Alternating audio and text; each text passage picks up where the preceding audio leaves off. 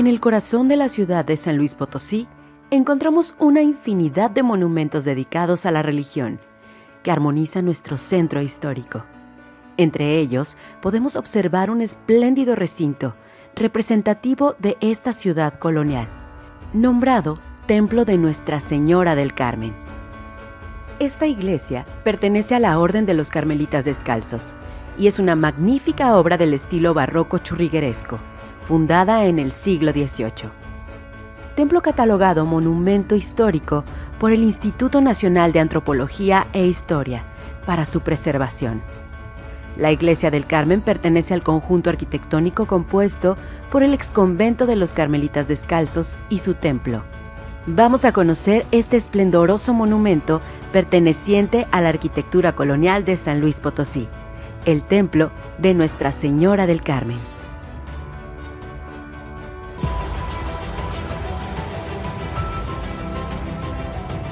La llegada de los Carmelitas Descalzos a la Nueva España se da alrededor del año 1600, pero entran a territorio potosino 100 años más tarde. La orden religiosa fue la última en llegar a la ciudad de San Luis Potosí. El pueblo no quería que se establecieran en la región, debido a que era un pueblo minero y se basaba en la extracción de minerales. Los carmelitas tenían una idea de austeridad. La orden llega gracias a que en su testamento un rico minero y comerciante de San Luis Potosí, don Nicolás Fernando de Torres, deja una importante cantidad de dinero para que la orden pueda fundar convento e iglesia en San Luis Potosí. Ahora bien, ellos están esperando que ese dinero llegue y poder ejercerlo hacia 1733. Y eso implica que se defina dónde se van a establecer. Pero hay un problema interno en el Carmen, una llamada guerra de patentes, que impide que se ejerza el legado de don Nicolás de forma inmediata. Ellos terminan asentándose en un hospicio que se encontraba a las espaldas del actual convento de San Francisco. Tendrán una morada muy humilde, y estarán a la espera de poder tener el dinero suficiente para construir su convento. Tenían un lema que era deberse a la caridad de la gente.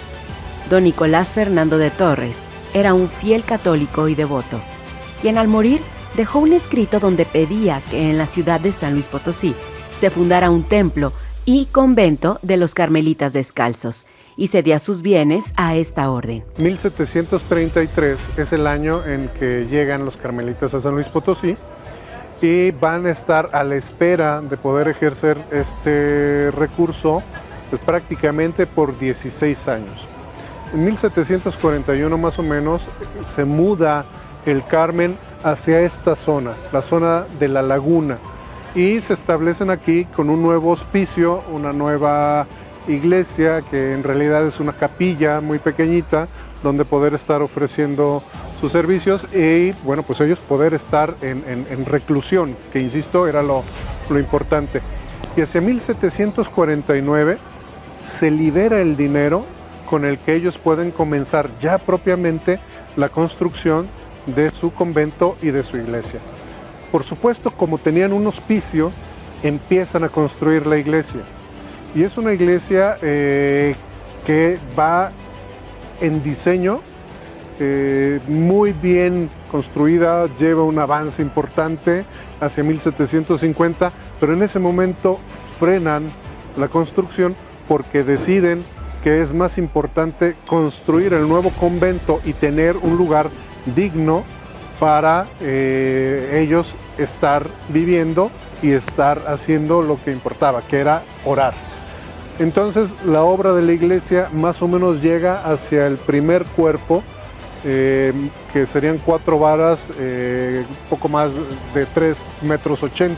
La primera piedra de la construcción del templo se realizó el 23 de febrero de 1749 por Fray Antonio Rizzo, provincial de los franciscanos. La iglesia queda inconclusa para dar pie a la construcción del convento. Posterior a ello comienza ya el trabajo nuevamente de la construcción de lo que es la fachada y la iglesia en su conjunto del Carmen. Esto comenzaría en 1758 y en el año de 1764, fíjense ustedes, ya muy tarde, se estaría propiamente abriendo al culto, considerado terminada la obra. En la fachada de la iglesia podemos observar plasmada, casi de manera cronológica, la historia de los carmelitas desde su origen. En la base se exponen los sucesos incluso antes de la cristianización. El Monte Carmelo fue considerado desde siempre, incluso antes del profeta Elías, un lugar sagrado. Se sabe por Tácito que el emperador Vespasiano fue justamente al Carmelo a consultar a los oráculos. Entonces, en el basamento lo que nosotros estamos encontrando es una referencia a esos oráculos, esos mascarones de los cuales surgen elementos que semejan un habla, un diálogo, están justamente recordándonos ese pasado antiguo, por eso está en la base. Y luego llega el primer cuerpo. Es una armonía ultrabarroca perfecta. En el primer cuerpo, sobre basamentos tallados, se levantan 4 originales columnas salomónicas. Y el primer cuerpo debemos de entenderlo ya como esa primera relación histórica y cronológica de las bases fundacionales del carmelitismo. ¿A quiénes encontramos aquí? Pues encontramos a mano izquierda, según se ve de frente la fachada, al profeta Elías. Y a mano derecha encontramos a Eliseo, su discípulo.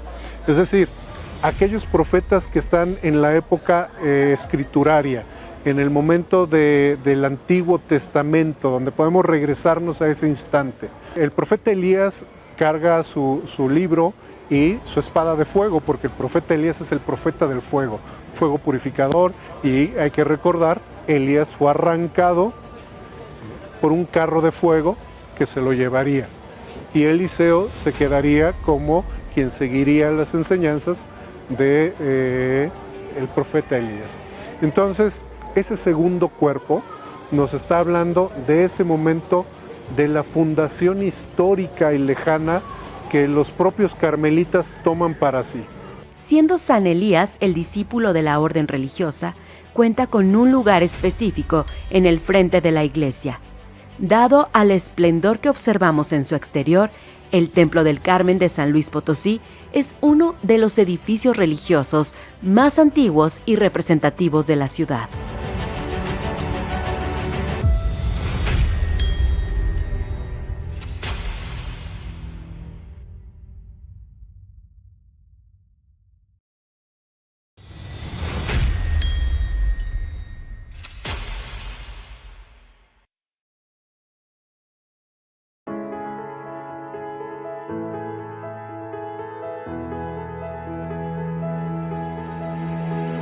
La Iglesia del Carmen es considerada una de las más hermosas de San Luis Potosí, destacada por su ornamentación con frisos decorativos y florones en el exterior, representativa de la iconografía de la orden religiosa. Una de las manifestaciones barrocas más importantes que hay en la arquitectura potosina. Es una fachada muy interesante, que tiene un basamento y 3 cuerpos. Si ustedes ponen atención, en la parte del basamento hay una serie de mascarones, un par de ellos, en el receso de los intercolumnios, es decir, las bases donde están las columnas salomónicas muy características de la arquitectura potosina, pero que en el caso del Carmen además llegan a otro nivel, porque estamos hablando de estas columnas salomónicas gruesas, muy firmes, pero que además tienen estos listones que las cubren, que surgen los listones de unos mascarones que están cerca del collarín del capitel. La base y el primer cuerpo tienen como fundamento los orígenes de la orden de los carmelitas y la imagen del discípulo en el que enfocaban su estilo de vida y a quien veneraban. El segundo cuerpo ya nos habla del presente, pero ya es un presente de los tiempos de la gracia, es decir, ya posteriores a la llegada de Cristo. Y por eso encontramos en ese segundo cuerpo a Santa Teresa de Ávila y a San Juan de la Cruz, porque ellos son los fundadores de la Orden de Carmelitas Descalzos. Ellos van a ser la base sobre la cual se construye todo el concepto de la Orden Carmelita. Finalmente, el tercer cuerpo pues va a tener a la imagen titular principal de esta iglesia, que es la propia Virgen del Carmen. Una virgen que lleva su hábito carmelita, que tiene a su niño Jesús y que tiene el escapulario. El escapulario, que es uno de los signos más importantes de la orden carmelitana. El escapulario recibió reconocimiento papal. La Virgen del Carmen es la denominación común que suele recibir Santa María del Monte Carmelo, quien es una representación de gran importancia y devoción para los carmelitas descalzos. Esta Virgen está ascendiendo, asunta, ¿no? Es llevada por los cielos, y ¿quién la espera? En el remate, Dios Padre. Por eso encontramos la imagen de Dios Padre coronando esta fachada que termina en triángulo en la parte superior, y que Dios Padre tiene el globo terráqueo a donde llega la Virgen. El frontispicio remata en un gran ángulo abierto, dentro del cual se ven 6 ángeles en acritud de descubrir, sosteniéndolo una especie de velo rígido. En la cima, la escultura de San Miguel Arcángel. El Carmen es desvelado, por eso hay unos cortinajes que son levantados por unos angelillos que nos están mostrando la maravilla de la historia del Carmen en su conjunto, pero también la importancia de que llegue a San Luis Potosí. Y hay algo también interesante. Consideremos las grecas que hay alrededor de la fachada.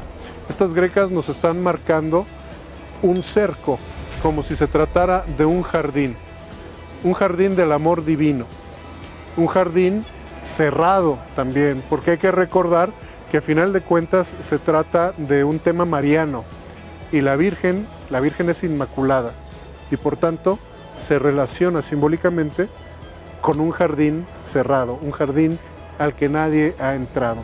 Entonces, todo ese concepto simbólico lo encontramos nosotros aquí en esta portada. Una portada que es complejísima.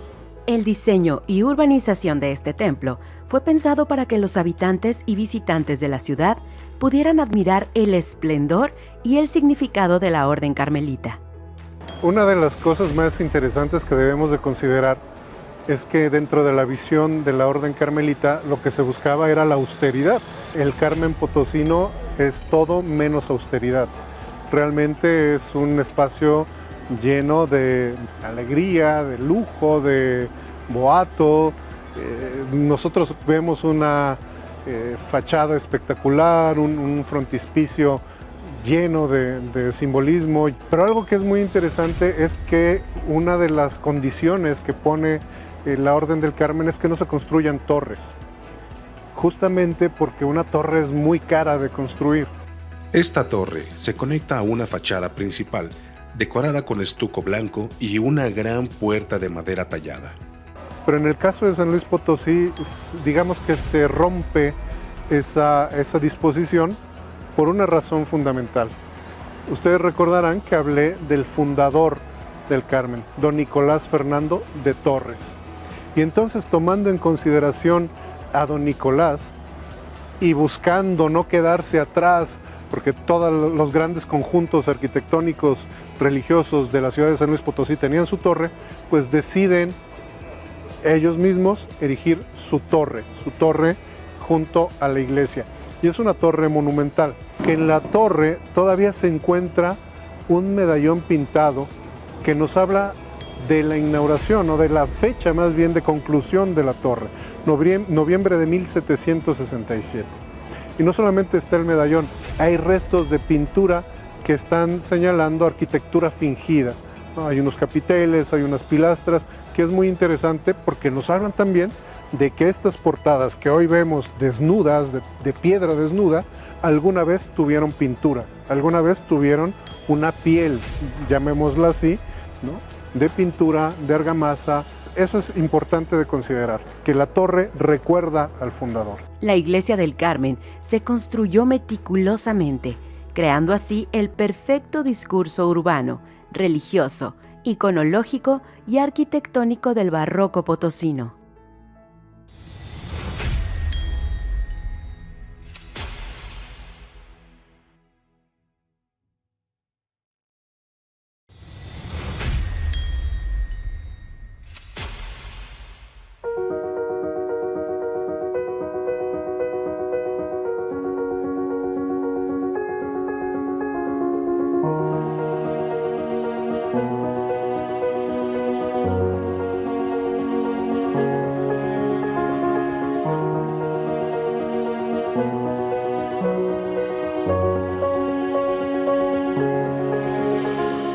En el costado del hermoso Templo del Carmen, también podemos observar una segunda entrada, compuesta por un magnífico tallado en cantera, así como en su puerta de madera, donde podemos ver una gran representación armoniosa. Pero también la iglesia del Carmen tiene otra portada, la portada Josefina. Josefina porque está dedicado al santo San José. Y esto también tiene una razón fundamental. Los carmelitas forman parte de la congregación de San José de España. Y entonces el patrón, que es patrón de España también, lo será de los carmelitas. Y le dedican una portada que, si ustedes también ponen atención, tiene mucho que ver con la portada de la capilla de Loreto del conjunto jesuita de esta ciudad. Elementos arquitectónicos se hermanan entre sí, se copian unos a otros, se recuperan ideas y se transforman. En el interior se utilizaron elementos arquitectónicos barrocos con características únicas en San Luis Potosí, mostrando un templo dotado de retablos dorados, pinturas de caballetes de artistas y esculturas talladas detalladamente. El interior del Carmen es acaso el más rico que hay en términos artísticos de nuestra ciudad. Encontramos retablos, encontramos pintura, encontramos un derroche también de información iconográfica que se mantiene afortunadamente hasta nuestros días. Y solo me voy a detener en uno de los retablos más importantes que hay en todo el barroco, ya no digo potosino, sino en el barroco novohispano. Y es la portada de los 7 príncipes, también llamada la portada de la Madre de Dios y el Carmelo. Es una construcción, una obra de retablística muy importante que se sustenta en pilastras estípites y que ya estamos hablando, es una obra que se está haciendo en 1765 más o menos, estamos hablando ya de un rompimiento con todos los cánones clásicos de la arquitectura que se ve reflejado por supuesto en la retablística y que en este caso pues va a estar señoreando lo que sería el acceso al camarín de la Virgen o el camarín que se conoce también como de los 5 señores. La iglesia cuenta con un emblemático retablo, la portada del camerín, considerada una de las obras más exuberantes y fascinantes del barroco mexicano. En la portada del retablo propiamente lo que vamos a encontrar son representaciones de los 3 arcángeles reconocidos por la Iglesia Católica, que son Miguel, Gabriel y Rafael, y otros 4 arcángeles que vienen de la tradición de los textos de las escrituras que no fueron reconocidas por la Iglesia. Pero estos 7 señores, estos 7 príncipes, van a estar cuidando a la Virgen del Carmen. La van a ayudar nuevamente con esta misma idea de la portada de la iglesia a llevarla al cielo. Y hay un elemento otra vez recurrente y simbólico en este retablo de los 7 príncipes, y son 2 puertas que permanecen cerradas. Así como nosotros vimos el huerto cerrado en la portada, lo vamos a ver en el retablo. La idea de la inviolabilidad de esas puertas, de lo cerrado por donde no pasará, dirían los barrocos, varón alguno. Y esto habla nuevamente de la idea de la Virgen que es inmaculada. posterior a esta fachada denominada Los Siete Príncipes, observamos el Camerín de la Virgen, donde encontramos en cada costado a Santa Ana y San Joaquín. Y tenemos, por supuesto, el camarín. Un camarín que más o menos en 1956 desafortunadamente sufrió un incendio que lo consumió por completo, pero que en 1959, 3 años después, pudo recuperarse gracias a los registros fotográficos, gracias a los dibujos, gracias a toda la información visual con la que se contaba, que permitió que el camarín fuera reconstruido en su totalidad. Entonces es una obra moderna, digamos, del siglo XX, pero que está asociada directamente con aquel camarín que concibieron los carmelitas para rendirle culto a la Virgen María, que es finalmente la gran protagonista del concepto simbólico del Carmen en San Luis Potosí. El recinto, a lo largo del tiempo, ha sufrido diversas modificaciones.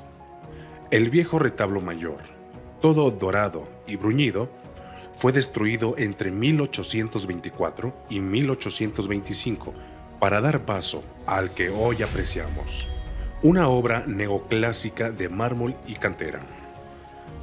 Por supuesto se encuentra lo que era el retablo principal, el altar mayor, que hoy en día desapareció, ¿no? El altar del descendimiento, que era el original, fue destruido por este ímpetu que se da en el siglo XIX de derruir todo aquello que estuviera lleno de hojarasca, que recordara esta fealdad de la que hablaban los hombres de la academia, de la que hablaban los neoclásicos, y se construye el actual altar mayor al gusto neoclásico, al gusto de la época, que bueno, pues es un gusto donde se desnuda completamente de todo tipo de ornamentación y se dejan pues, las estructuras arquitectónicas como tal, la arquitectura simple, llana, directa, que es lo que se quería exaltar. El Templo del Carmen de San Luis Potosí es y seguirá siendo